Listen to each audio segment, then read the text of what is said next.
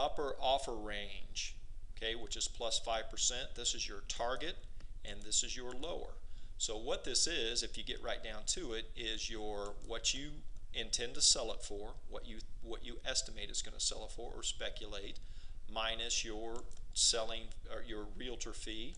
That gives you you want to build in your profit factor, which is $22,125.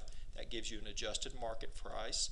Then you've got your repair expenses, and then your estimated total holding costs, and then this means this is your target purchase price of the property. Now, what does that equate to with your repair and holding costs in there? It's going to be about 62%.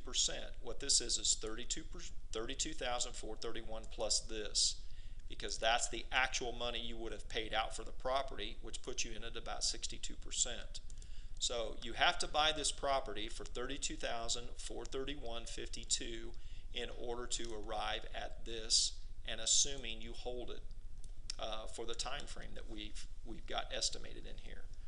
Now, your target final resale price, as you can see, is $79,650. That's the same as here. And then total investment is $57,525. That is your target price plus all of your holding costs and your repair costs. That gives you an investment profit of $22,125. As you can see, we built it in here. So when you put all your numbers in and your estimates and your variables, it'll automatically spit out your offer price. Here's where I would start at $30,809. 32 is your target, and then your upper range is 34.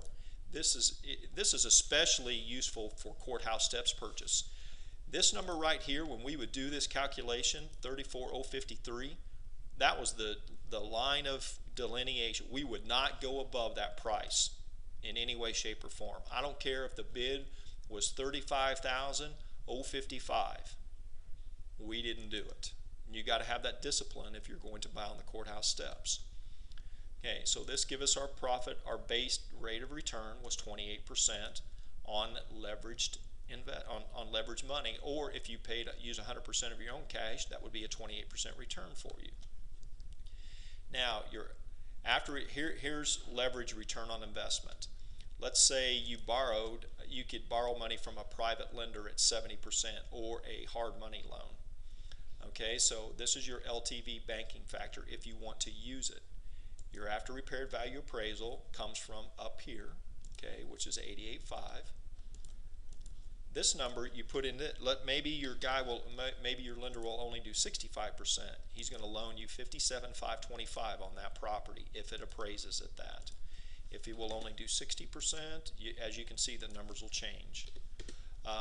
In today's market, most of them you're going to find are 65% on hard money lenders. Some private lenders will go higher than this. Many private lenders, if they are IRA investors, will go higher than this. But you definitely don't want to go over 75%. And I would say 70% is probably the norm. So this also shows you, if this is at 70, that's at 80% LTV, 75% LTV, and 70%. This was just variables that would show you exactly what this amount was. And you could look, I put this in here because at some banks I could get 80% at that time, and some banks only 75%, and some banks 70. That's the reason I had this in here, and I just left it in here. It really has no use at this time because it drives off of this number. As you can see, it's D10 times 80%, okay, which is this number. So if your market value changes, this is going to change. It just allowed me to look quickly at what a bank would actually loan on this property, because we had 3 different banks we worked with at that time. Now, points paid to lender, this may be, if you're paying 5 points, it's going to kick the number in there, and you're going to see it affected your numbers up here. All these costs down here that you calculate are going to be reflected right here in this number. Oops, let me go back. So if you're paying 2 points, I had 0 in here because at that time we were dealing with a private lender that we didn't have any points, and he would do actually 75%. That's why you saw those numbers there. let's say it's 3 points, or on average you're going to find a lot today in today's market in 2011, which is today, or you're going to see an average of probably 3 to 4 points. Your interest rate, let's say it was a hard money lender and you got 12%, or maybe it's 18. This is going to show you your monthly interest cost, which is $929.96 based on these two variables. And then a 6-month interest cost is going to cost you $5,000. And the total cost of your funds, as you can see, this is your 6 months of interest plus your points. Okay, does that make sense? Does everybody see that? So this equals your 6 months of costs plus your points. Now, if you probably, what I'll do is I'll update this to where you can put the total number of months in here. In fact, that would be a good idea. I'll update that so that you can go right here, or maybe right here. If we enter in 6, see, we got that times 6, so we can change that to times this. Now, if we change that to 4, okay, there, we'll do that. At that time, the lender that we used, we had automatic 6 month. I mean, everything was 6 month at that time on a interest-only commercial loan that we were doing. So now we've got this variable in here. I'll change it for you so that you know that you have to put it in. And we'll do that real quick. Kind of glad we went through this now. Okay, there you go. That's at 6.